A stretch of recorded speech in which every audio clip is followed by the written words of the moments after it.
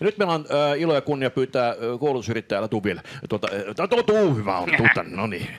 Koulutusyrittäjä Peter Vesterbacka kertomaan meille siitä, mitenkä tekoälyn siivittämänä Suomenkin matematiikkaosaaminen lukioissa lähtee ihan uusille lukemille. Peter, ole hyvä, sulla on siis tämä Finest Future-hanke, mutta ota tämä tekoäly nyt semmoisena päälauseena ja sivulauseena Finest Future, niin kerrot meille, miten se on todella saatu tämä. Kaikki liittyy kaikkeen, niin hienoa. Ole hyvä. Saada käsiteltyä. Joo, hei, aivan loistava olla täällä, että näin paljon jengiä täällä paikan päällä ja toivottavasti vielä enemmän sitten tuolla linjoilla. Tosiaankin sen verran ajattelin puhua tästä Finest Future-hankkeesta, koska me lähdettiin ensitaklaa tätä niin kuin, vielä suurempaa haastetta kuin mitä tämä matematiikan osaamisen nosto on. Eli kaikki varmaan tiedostaa, että meillä on Suomessa aivan liian vähän nuoria ja ikäluokat pienenee ja tästä eteenpäin niin toiselle asteelle lukio- ja ammattikoulu tulee koko ajan vähemmän nuoria Suomesta. Ja me lähdettiin taklaa sitä sillä, että me alettiin suomen kielen opetus. Me aloitettiin Vietnamissa ja sitten Uzbekistanissa ja eka vuonna me opetettiin 7 vietnamilaiselle ja 8 uzbekille suomen kieli puolessa vuodessa. Ja meillä sanottiin, että se on niin kuin mahdotonta, koska me kaikki suomalaiset tiedetään, että suomi on maailman vaikein kieli ja ei sitä voi muut mitenkään oppia eikä varsinkaan puolessa vuodessa. Sen pystyi tekemään ja nämä kaikki nuoret oppi sen kielen, ne oppi sen niin kuin B1.1 tasolle, joka on se tarvittava taso, että voi hakea Suomessa lukioon tai ammatilliseen. Sitten nämä 15 nuorta tuli 3 vuotta sitten Suomeen, ne aloitti lukion Porissa, Salossa, Mäntässä, Rantasalmella, Rautjärvellä ja Savitaipaleella ja Taavetissa itse asiassa vielä, niin 7 lukiota. Ja sitten tietysti kun osoitettiin, että tuo suomen oppii helposti, ei ole niin vaikea kieli, niin sitten tietysti meillä sanottiin, että no joo, että ehkä ne oppii sen suomen kielen, mutta eihän ne kuitenkaan pärjää Suomessa lukiossa, koska lukio on tosi haasteellinen, tosi vaikea. No nyt itse asiassa tuossa toissa lauantaina niin oli lakkiaiset, 10 näistä 15 valmistui ylioppilaaksi, 5 valmistuu sitten syksyllä ja kaikki jatkaa korkeakouluun. Et esimerkiksi Julia pääsi suoraan todistuksella lukemaan matematiikkaa tuonne Helsingin yliopistolle. Ja Juliasta voisi vielä sen verran sanoa, että heti eka vuonna Mäntä-lukiossa niin Julia kysyi Johannalta, joka siellä reksinä, että hei, että ketkä muut meidän lukiosta pääsit Pohjoismaiden matikkakilpailufinaaliin? Sitten Johanna sanoi, että sä oot ainoa meidän lukion historia-aikana, joka on päässyt sinne. Ja sitten oli itse asiassa, mä olin tuolla Educa-messuilla sitten, oliko se nyt toissa vuonna, ja sitten metsästi lisää matikkaa näille, jotka pärjää aika hyvin matikassa. Ja sitten menin sinne Helsingin yliopistoon ja siellä oli tämä Harppi. Prokkiset löysit, hei, että siistiä, että täällä on niin kuin lisää materiaalia niin kuin näille, jotka pärjää hyvin. Ja sitten mä kerroin tämän saman Julia-tarinan, että Johanna sitten kertoi, että oli ainoa. Niin sanoin, että että mehän tunnetaan Julia, että se on meidän tässä Suomen matikka-olympialaismaajoukkueessa. Ja itse asiassa nyt tässä, kun ollaan 3 vuotta eteen Finest Future-hanketta, niin meidän kautta on jo tullut pari niin kuin nuorta tuohon matikka-olympialaismaajoukkueeseen. Ja itse asiassa niin nämä nuoret on pärjännyt erittäin hyvin lukiossa, että Anna, joka kanssa kirjoitti siellä Mäntässä, niin sai eniten stipendejä kaikista ja muun muassa sai stipendin parhaasta yhteiskuntaopin kokeesta suomeksi. Eli nämä kirjoitti kaikki suomeksi ylioppilaaksi ja tosiaankin jatkaa Helsingin yliopistosta Aaltoon, Tampereelle, Turkuun ja Luttiin ja kaikki jää Suomeen. Se, mitä sitten ollaan tehty sen jälkeen, niin sitten nykyään lukioita on mukana reilu 100 ja nyt on noin 1000 nuorta sitten näissä 100 lukiossa. Ja voi sanoa, että ne kaikki pärjää tosi hyvin ja kaikki puhuu suomea. Ja jos kysyy, että miten niin kuin Suomi tai miten pärjännyt Suomessa ja miltä tämä uusi elämä täällä tuntuu, niin kaikki sanoo, että ne on onnellisia. Ja siitä itse asiassa kun kysyy, että minkä takia, niin siitä pitää kiittää kaikkia teitä, opettajia. Koska aina ekana tulee se, että opettajat, että maailman parhaat opettajat. Sitten kysyy, että okei, kerro vähän lisää. No, että opettajat oikeasti kysyy, että miten sulla menee, onko kaikki hyvin, opettajat välittää. Ja sitten, että hei, että opettajat on ihan normaali ihmisiä, että ei tarvitse niin kuin kumarrella ja teititellä ja jotenkin niin kuin, suhtautua eri tavalla, että ne on ihan niin kuin meidän kavereita. Ja tämähän on ihan eri juttu kuin vaikka, no ei tarvitse mennä kuin just jonnekin mihin tahansa Aasiassa, niin sitten nämä on ihan niin kuin, suurin piirtein Jumala seuraava niin kuin on opettaja. Niin täällä niin kuin nämä nuoret arvostaa sitä, että täällä niin kuin oikeasti välitetään ja oikeasti niin kuin on niin kuin hyvä meininki. Mutta joo, tosiaan nykyään on paljon lukioita ja sitten mä itse käynyt tässä reilun vuoden aikana, niin varmaan suurin piirtein 100 lukiossa, 100 kunnassa. Ja meillähän on fantastinen koulujärjestelmä, vaikka aina välillä ripotellaan tuhkaa päällemme, että PISA-tulokset laskee ja suomalainen koulu on pilattu ja ties mitä. Niin mä oon käynyt täällä yli 100 lukiossa, mutta sitten on käynyt myös sadoissa kouluissa ympäri Aasiaa, jenkkejä joka puolella. Niin, vaikka mulla ei ole mitään pedagogista taustaa, en ole opettaja, ihan vaan yrittäjä, niin sen verran uskallan sanoa, että meillä on ihan oikeasti niin kuin maailman paras koulu, että jos katsoo niin kuin mitä muissa maissa. Ja tässä on aina hyvä muistaa, että riittää, ollakseen paras, niin riittää, että on parempi kuin muut. Eli me voidaan olla ylpeitä meidän koulusta, mutta me voidaan olla ikinä tyytyväisiä. Ja sitten tullaan itse asiassa tähän matematiikkaan ja mitä mun mielestä niin kuin pitäisi tehdä. Me ollaan 20 vuotta seurattu, että matikan osaaminen laskee ja sille olisi niin kuin varmaan hyvä tehdä jotain. Et mun mielestä niin ei kannata odottaa 20 vuotta lisää ja että se vie edelleen niin kuin laskee. Kyllähän meidän pitää pärjätä. Mä olin itse asiassa just mainitsin, että meillä tuli 7 vietnamilaista, 8 usbekkia. Niin kun mä olin Uzbekistanissa ja mulla oli Pasi Savola, joka on siis matikaopettaja, oli mukana ja sitten me käytiin muutamassa koulussa siellä ja Pasi totesi heti, että hei, että nämä on 2 vuotta edellä meitä. Eli siellä opitaan 3. luokalla, mitä meillä 5. Niin silloin otin tavoitteeksi, että mä haluan nostaa Suomen matematiikan osaamisen Uzbekistanin tasolle. Että se olisi mun mielestä niin kuin sellainen hyvä välitavoite. Sitten mulla aina nauretaan, että hei, joku Uzbekistan, että hei, mitä ne mukamassa osaa. No ne on aika hyviä. Et esimerkiksi Dinara, joka tuolla nyt kirjoitti ja valmistui tuolta Savitaipaleen lukiosta, niin siltä kysyttiin, että miten on mennyt, niin joo, mennyt ihan hyviä. No matikka, joo, pelkkiä 10. Ja sitten totesi, että jos tämä pitkä matikka on näin helppoa täällä Suomessa, niin miten helppoa sitten se lyhyt matikka oikein on. Eli mun mielestä niin meidän pitäisi vähän analysoida, että mistä tämä johtuu, että me ollaan 2 vuotta jäljessä. No sitten tämä tekoäly, eli Finest Future-puolella, ennen kuin edes aloittaa tämän kielenopiskelun niin kuin meidän kanssa, niin me testataan 2 asiaa, motivaatio ja matikka. Ja matikassa me käytetään tekoälyä, eli me tehdään eMath Studiosin kanssa yhteistyötä. Täällä on Iida ja Petri mukana.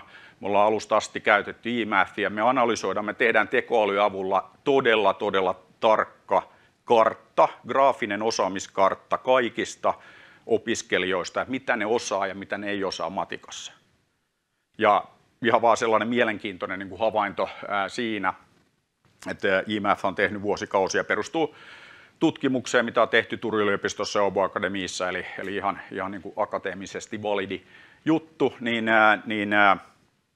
verrataan nyt niin näitä meidän kautta Suomeen tulevia nuoria ja sitten suomalaisia nuoria, niin 70% näistä nuorista, jotka meidän kautta tulee Suomeen, niin osaa matematiikasta sen, mitä pitäisi siinä iässä osata. Suomalaisilla nuorilla se on 20%. Niin mun mielestä me ei voida olla kauhean tyytyväisiä tähän. Että meidän pitää niin kuin pystyä parempaan. Ja se, että me ollaan 2 vuotta jäljessä, niin me ei saada ikinä kurottua sitä umpeen. Että vaikka me tehtäisiin mitä lukiossa, niin jos me lähdetään mielettömältä takamatkalta, niin se ei ole niin kuin hyvä juttu. Ja se, mitä tässä niin kuin mun mielestä niin kuin voisi tehdä, niin meidän pitäisi lähteä niin kuin ihan missä tahansa yrityksessä, niin lähdetään määrätietoisesti katsoa, että mitä tarvitsee tehdä, jotta me saadaan nostettua se matematiikan osaaminen ihan eri tasolle. Ja esimerkiksi nyt tämä kartoitus, mikä me tehdään, ja tehdään se tosi tarkka kartta siitä osaamisesta, niin sehän kertoo paljon enemmän kuin, että hei, että mä sain 9 tai 10 tai 6 matikassa. Eli me tiedetään ihan oikeasti, mikä se osaaminen on, kun tullaan lukioon.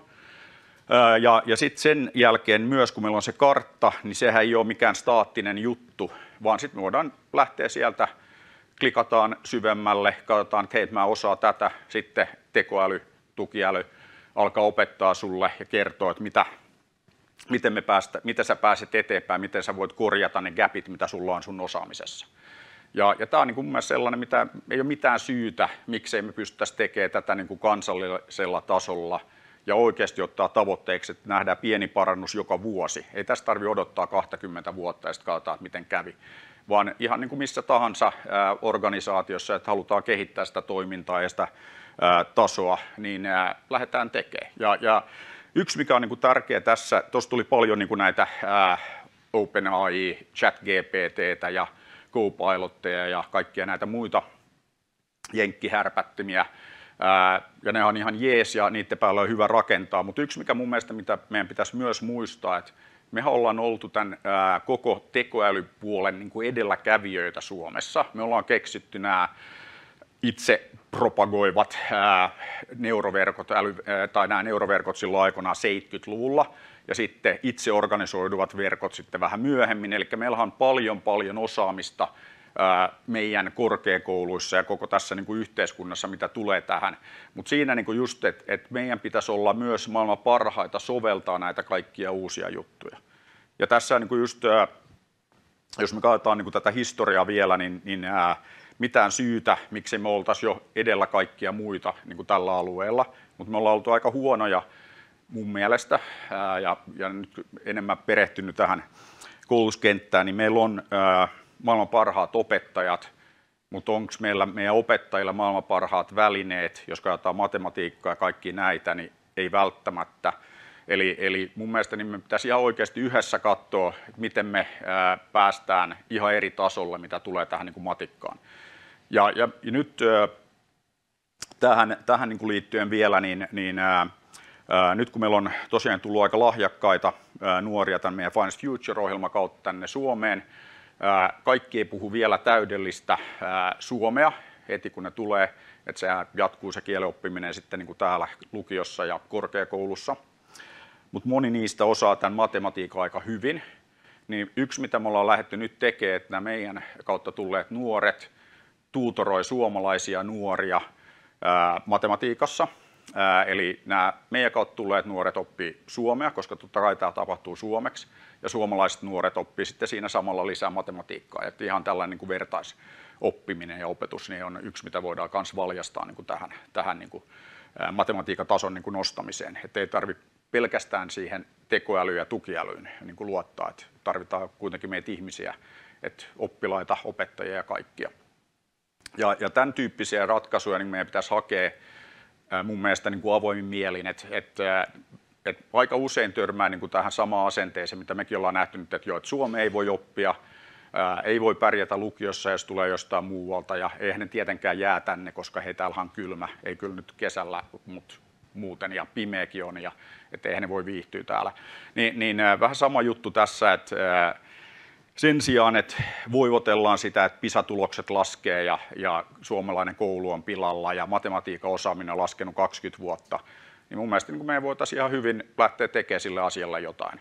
Että ei tämä nyt ole niin kuin kovin vaikeaa. Että jos me pystytään niin kuin tosiaankin tämä suomen kieli ja tuottaa lisää suomalaisia, niin kyllä me niin kuin tämä matematiikan osaaminen pystytään nostamaan niin kuin ihan eri tasolla kuin mitä se on tällä hetkellä. Ja aika monen matematiikkaopettajan ja rehtorin kanssa jutellut tästä, ja kaikki on yllättäen ollut samaa mieltä, että ei tämä ole niin kuin mikään ylipääsemätön ongelma ollenkaan. Eli summa summarum, niin kaikki on mahdollista, ja tuossa niin kuin tulevaisuudesta puhutaan, niin se kaikkein tärkein niin kuin juttu tässä, että ei vajota tällaiseen, niin kuin, että hei, että meitähän on kohta vähemmän ja täällä on kohta pelkästään niin kuin vanhuksia, niin kyllähän pystytään niin kuin tekemään meille täällä niin kuin Suomessa just sellainen tulevaisuus, mitä me halutaan. Että se on niin kuin se, mikä tulevaisuudesta niin kuin voi sanoa, että se kaikkein siistein juttu, että voidaan vähän vaikuttaa siihen. Niin lähdetään tekemään. Kiitos. Kiitoksia, Peter. Tämä ajatus siitä, että Suomi ei enää olisikaan kielellinenkin saari, kun mehän muutenkin aina puhutaan, että Suomi on saari, niin me ollaan, mutta varsinkin nyt, kun tuo itäraja on kiinni. Mutta onko todella niin, että te pystytte tekoälytyökaluilla opettamaan kieltä noin nopeasti? Musta on todella hämmentävä tieto. Meillä on niin kuin parhaat opettajat käytössä, mutta me ollaan kehitetty myös opettajille ja oppilaille tekoälytyökaluja. Eli meidän tavoite on tietysti, että me pystytään opettamaan huomattavan paljon suuremmalle määrälle suomi ja nykyään myös ruotsi. Eli ei lähdetä siitä, että sit kun meillä jatkossa tulee 30 000 nuorta joka vuosi lukioon ja ammatilliseen koulutukseen Suomeen muualta maailmasta, eli tällä hetkellä opettaa suomea yli 20 maassa, niin ei tarkoita sitä, että meillä on yhtäkkiä 3000 opettajaa duunissa. Mielellään palkattaisiin tietysti 3000 opettajaa, mutta se voisi olla vähän huono juttu meidän koulujärjestelmälle. Eli pitää lähteä siitä, että me pystytään kehittämään sitten niin kuin ratkaisuja, että me pystytään skaalaamaan tämä ilman lisäkäsiä. Että totta kai tarvitaan jonkin verran lisää aina, mutta jos me pystytään niin kuin kehittämään järkeviä työkaluja, että uskalla väittää, että ihan joka duunissa, myös opettajaduunissa, niin on paljon sellaista turhaa tavallaan duunia, mikä voidaan automatisoida, että kokeiden korjaamiset, kaikki tällaiset jutut, niin siinä jos tekoäly pystyy tekemään sen ekakierroksen ja sitten katsoo, että se on mennyt about oikein, että ei tullut mitään mielettömiä hallusinaatioita sinne, mutta kaikki tällaisia, että pystyy niin keskittyä siihen niin siistiin tekemiseen, eikä niin ikään kuin se turhaa duuni, mitä on joka firmassa ja joka organisaatiossa, niin kyllä mä uskon, että pystytään niin tekemään paljon paremmin. Te olette tavallaan nyt niin kuin tuomassa vallankumousta Suomen ulkomaalaispolitiikkaan. Te olette ikään kuin Kanadassa ja muualla, missä me tullaan asiakseen hakemaan asiantuntijoita. Te lähdette sitten siitä, että kun meidän vetovoima kenties ei ole ihan yhtä kova kuin näissä isoissa talouksissa, niin otetaan kasvavia oraita sieltä ja otetaan niistä motivoituneet. Niin, no mun mielestä, siis mä oon itse sitä mieltä, että meillä on ihan ylivoimainen vetovoima, että Suomi on niin kuin täysin niin kuin ylivoimainen tuote, jos katsotaan sitä siltä kantilta, että meillä on niin kuin tosi hyvin, ei ole mikään niin kuin sattuma, että me ollaan maailman onnellisin maa 7 vuotta putkeen. Että se siihen niin kuin syynsä. Suomessa aina niin kuin ollaan sitä mieltä, että varmaan tutkittu väärin tai joku on mennyt niin kuin pieleen. Mutta se, mikä niin kuin tässä, että mun mielestä niin kuin ainoa eettinen niin kuin malli ja niin kuin sellainen kestävä malli, että me Suomessa koulutetaan ne osaajat, joita me tarvitaan, niin koulutetaan ne ihan itse. Ja uskotaan siihen, että meillä ihan oikeasti on maailman paras koulu. Ja se on niin kuin, poikkea, niin kuin, että yksikään muu maa ei tee tätä, eikä kato niin pitkälle, mitä me katsotaan tätä. Me katsotaan niin sellainen 10 vuoden päähän, mitä tarvitsee tehdä tässä. Ja siis se mikä niin just kun mainitsin, olen käynyt aika monessa lukiossa, aika monessa kunnassa, kaikissa sama haaste, mieletön ongelma, kun nuoria on liian vähän ja sitten vanhempia on liian paljon, tai sanotaan, että suhteessa, niin kyllähän meidän on pakko niin kuin tehdä, tai meillä on ihan, niin kuin nyt on jo haasteellista, mutta meillä on ihan täys katastrofi edessä, jolla me tehdään tälle asialle jotain. Ja mun mielestä niin kuin Suomi on sen verran hyvä paikka, että kyllä meidän pitää tehdä tästä vieläkin parempia, siihen tarvitaan tekijöitä. Sitten pitäisi saada vielä työpaikat ymmärtämään, että voi palkata myös semmoisia ihmisiä, jonka sukunimi ei ole Möttönen. Joo, mutta se on iso haaste, mutta kyllä se tulee. Et se on niin kuin ihan, mä olin Roviolla duunissa, meiltä oli 47 eri kansalaisuutta, nyt oli 50 ja palkattiin aina totta kai parhaat. Ihan sama, että oliko se Möttönen vai Smith tai joku muu, että ihan niin kuin kaikki käy. Ja kyllähän niin kuin kaikki firmat tulee herää tuohon, että pitää palkata ne parhaat osaajat. Se on vähän sama, että meet jonnekin NRiin ja kasaat jonkun joukkueen palkkaat pelkästään jenkkejä, niin eihän siitä tule mitään, että sä voita mitään sillä. Tarvii muutama suomalaisen, muutama Barkovin sinne, kun nyt ollaan Tampereella.